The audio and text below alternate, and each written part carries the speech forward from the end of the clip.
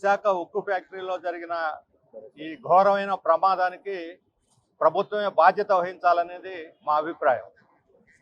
అక్కడ సరైనటువంటి నాణ్యత కలిగినటువంటి కార్మికుల్ని వరుసపెట్టి వేల మందిని తొలగించటం, ఒక సబ్స్టాండర్డ్, ఒక తక్కువ నాణ్యత కలిగినటువంటి రా మెటీరియల్ తీసుకోవటం, ఎప్పటి నుంచో యంత్రాలను మార్చాలని ఇంజనీర్లు పదే పదే కోరుతున్నా దానికి నిధులు ఇవ్వకుండా పాత యంత్రాలతోనే పనిచేయించడం, వీటన్నిటి ఫలితంగా ఈరోజు నిన్న ఆ ప్రమాదం జరిగింది. మామూలుగా కింద లైడార్ కింద కూలుంటే డైరెక్ట్గా పడి ఉండేది.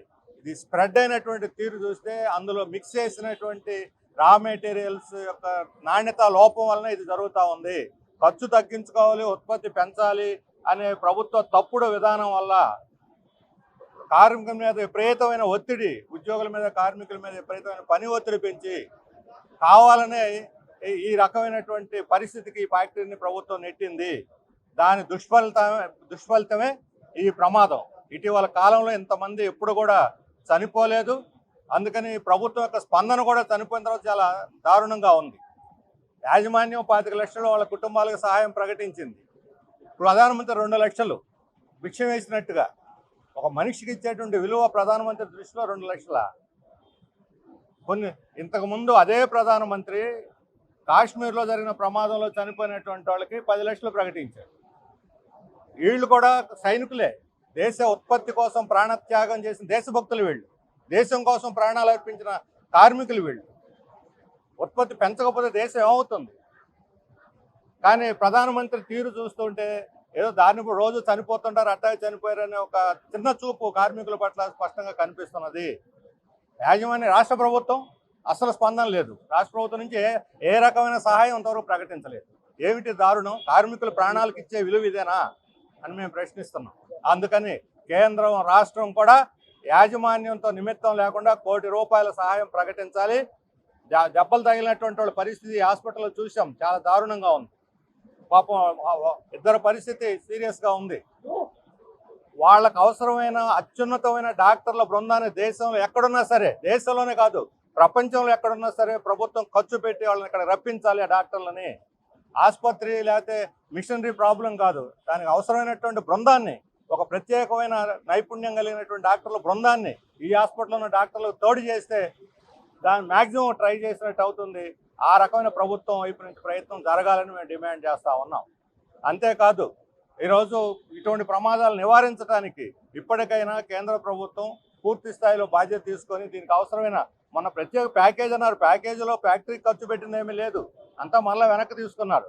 ఈరోజు మిషన్లు చాలా పాతకాల మిషన్లు, సిబ్బంది తగినంత మంది లేరు, రా మెటీరియల్ లేదు, దానికి తోడు ఒత్తిడి. ఒకవైపేమో ఉన్నటువంటి దాన్ని బయటికి అమ్మటం లేదు, ఇంకొక వైపు ఎక్కువ ఉత్పత్తి అయినా సరే నష్టాలు నడుస్తుంది. ఈ ప్రభుత్వం యొక్క పనికిమాలిన విధానాల వల్ల ఫ్యాక్టరీ నష్టాలు, కార్మికుల యొక్క ప్రాణాలు కూడా ఈరోజు ప్రమాదంలో ఉన్నటువంటి పరిస్థితి నుంచి ప్రజలు గట్టిగా దీన్ని ఉద్యమించి ఫ్యాక్టరీని కాపాడుకోవాలి. వీళ్ళ కార్మికుల ప్రాణాలకి రక్షణ కల్పించి భవిష్యత్తులో ఇటువంటి జరగకుండా చూడాలని చెప్పి మేము డిమాండ్ చేస్తా ఉన్నాం. స్టీల్ ప్లాంట్లో జరిగింది చాలా బాధాకరం. దీనికి ప్రధాన కారణం ప్రభుత్వాల వైఖరి, అక్కడ భద్రతకు సంబంధించిన చర్యలు తీసుకోకపోవడం, సిఐటియుగా రాతపూర్వకంగా గతంలోనే తెలియజేసిన ఎటువంటి భద్రతా ప్రమాణాలు పాటించకపోవడం దీనికి ఈ ఘోర ప్రమాదానికి కారణం. కేంద్ర ప్రభుత్వం ప్యాకేజీలు అంటూ చెప్పి స్టీల్ ప్లాంట్ని ప్రైవేట్ పరం చేయడానికి అవలంబించిన విధానాలే ఈ దుర్ఘటన కారణం. అవసరమైన కార్మికుల సంఖ్యని దాదాపు 5,000 మందికి పైగా కాంట్రాక్ట్ కార్మికుల్ని తొలగించింది. రెగ్యులర్ కార్మికుల్ని విఆర్ఎస్ పేరిట ఇంటికి పంపింది. దీనివల్ల అవసరమైన సిబ్బంది లేకపోవడం కారణం. దీనికి పూర్తి బాధ్యత కేంద్ర ప్రభుత్వం వహించాల్సింది. రాష్ట్ర ప్రభుత్వం మేడే రోజున శ్రమకి గౌరవం అంటూ అడ్వర్టైజ్మెంట్లు ఇచ్చి ఘనంగా మేడేని జరపడం కాదు. మేము చెప్తూ ఉన్నాం, డిప్యూటీ సీఎం లోకేష్ గారు వస్తున్నారట. ఈ ప్రాణాలకి బాధ్యత వహించాల్సింది వాళ్లే. 8 మంది ప్రాణాలకి బాధ్యత వహించాల్సింది, ప్రాణాలతోటి ఇక్కడ హాస్పిటల్లో కొట్టుమిట్టాడుతున్న వాళ్ళకి బాధ్యత వహించాల్సింది రాష్ట్ర ప్రభుత్వం. కాబట్టి సరైన వైద్యం అందించాలి, మెరుగైన వైద్యాన్ని అవసరమైతే వైద్యుల బృందాన్ని తీసుకొచ్చి అందించాలి. చనిపోయిన కార్మికుల కుటుంబాలకి కనీసం ₹1 కోటి పరిహారం చెల్లించాలి. అలాగే మెరుగైన వైద్యం అందించాలి. వాళ్ళ కుటుంబంలో ఒకరికి రెగ్యులర్ ఉద్యోగం ఇవ్వాలని చెప్పి సిఐటియు డిమాండ్ చేస్తుంది. ఇప్పటికైనా మీ కార్పొరేట్ల సేవను ఆపండి అని చెప్పి కేంద్ర రాష్ట్ర ప్రభుత్వాలు చెప్తూ ఉన్నాం. ఈ ఉత్పత్తిలో కీలకమైన సమాజంలో సంపద సృష్టించిన కార్మికుల యొక్క భద్రత, కార్మికుల జీవన ప్రమాణాలు పెంచడం, కార్మికుల వేతనాలు పెంచడం చేయండి అని చెప్పి కోరుతున్నాం. లేకుంటే ఇటువంటి ప్రమాదాలు మరలా పునరావృతమవుతాయి. ప్రమాదాలు జరిగినప్పుడు వచ్చి మొసలి కన్నీరు కార్చడం కాదు, ఈ ప్రభుత్వాలు నిజమైన చర్యలు తీసుకోవాలని చెప్పి సిఐటియు డిమాండ్ చేస్తాం. చాలా ఘోరమైనది. దానికి సంబంధించి నష్టపరిహారం కూడా యాజమాన్యం చాలా తక్కువగా ప్రకటించింది. ఆ పక్కనే ఎసెన్షియా ఫార్మాలో చనిపోతే ₹1,00,00,000 ఇచ్చారు. ఇక్కడే అనేక ప్రమాదాలు జరుగుతున్న అదే స్టీల్ ప్లాంట్లో 2012లో జరిగిన ప్రమాదానికి ₹1,00,00,000 ఇచ్చారు. కానీ ఈ ప్రమాదానికి సంబంధించి 25 లక్షల రూపాయలు ఎవరైతే చనిపోయారో వాళ్ళకి, దాంతోపాటు క్షతగాత్రులు ఎవరైతే ఉన్నారో 10 లక్షల రూపాయలు ఇస్తామని ప్రకటించారు. ఇది పచ్చి దుర్మార్గమైంది. అంటే కార్మికుల యొక్క జీవితం పణంగా పెట్టి ఉత్పత్తి చేస్తూ ఉన్నారు. ఆ ప్రమాదానికి సంబంధించిన దానిలో సమగ్రమైన విచారణ జరగాలి.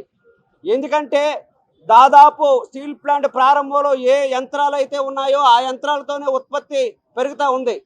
అనేక సందర్భంలో మినిస్టర్లకి అట్లాగే స్టీల్ సెక్రటరీ గారికి కూడా స్పష్టంగా చెప్పారు. అటు బ్లాస్ట్ ఫర్నిచర్లో కానీ, బ్యాటరీలో కానీ, ఎస్ఎంఎస్లో కానీ ఏవైతే యంత్రాలు ఉన్నాయో ఆధునీకరణ చేయకపోతే ఉత్పత్తి పెరిగేదానికి అవకాశం లేదు. ఉత్పత్తి మీద మాకు ఒత్తిడి పెట్టొద్దు. దాదాపు 5,000 మంది కాంట్రాక్ట్ కార్మికులకి నైపుణ్యత కలిగిన వాళ్ళకి తొలగించొద్దని అనేక దఫాలుగా వాళ్ళు విజ్ఞప్తి చేసుకున్నారు. దాన్ని ఏం పట్టించుకోలే. ఈరోజు వచ్చేసరికి నిన్న రామ్మోహన్ నాయుడు గారు అట్లాగే స్టీల్ మినిస్టర్ గారు వచ్చారు. లోపలికి వెళ్ళి విజిట్ చేసి వచ్చారు తప్ప ఎవరైతే చనిపోయారో ఆ కుటుంబాలకు వచ్చి ఓదార్పు చేయడం కానీ, వాళ్ళని భరోసా ఇవ్వడం కానీ చేయని స్థితి ఉంది. అదే కాకుండా ఈరోజు రాష్ట్ర ప్రభుత్వం యొక్క స్పందన కూడా అతి తక్కువగానే ఉంది. కాబట్టి వెంటనే దీని మీద సమగ్రమైన విచారణ జరగాలి. ఎవరైతే చనిపోయారో వాళ్ళ కుటుంబాలకు న్యాయం చేయాలి. భవిష్యత్తులో ఇట్లాంటి ప్రమాదాలు జరగకుండా నివారణ చర్యలు చేపట్టాలని సిపిఎం పార్టీగా డిమాండ్ చేస్తా ఉన్నాం. ₹1,00,00,000 ప్రకటించింది ప్రభుత్వం కార్మికులు చనిపోయినప్పుడు. LG farmers. అలాగే కందుకూరులో, ప్రకాశం జిల్లా కందుకూరులో ముఠాలో, తెలుగుదేశం ముఠాలో, కూటమి ముఠాలో తగాదా జరిగితే, కూటమి మధ్య హత్యలు జరిగితే 50 లక్షలు రాష్ట్ర ప్రభుత్వం ప్రత్యేక జీవో ఇచ్చింది. కానీ ఇప్పుడు మాత్రం నోరు మెదపటం లేదు. అలాగే ఇప్పుడు దీని మీద సమగ్రమైన ఎంక్వైరీ అంటే ఇప్పుడు బిలాయాన్ని తీసుకొచ్చి ఇక్కడ వేశారు. ఇదే ప్రభుత్వ ఉద్యోగుల్ని వేయకూడదు. బయట మెటలర్జీ ఎక్స్పర్ట్లు, ఐఐటీలు వీటిల్లో నిపుణులైనటువంటి వాళ్ళు ఉన్నారు. అవుట్ సైడ్ ఎక్స్పర్ట్లతోటి కమిటీ వేసి తేల్చాలి, దీని కారణాలు తేల్చాలి, తర్వాత ఏం జాగ్రత్తలు తీసుకోవాలో కూడా తేల్చాలని చెప్పి కూడా మేము డిమాండ్ చేస్తాం.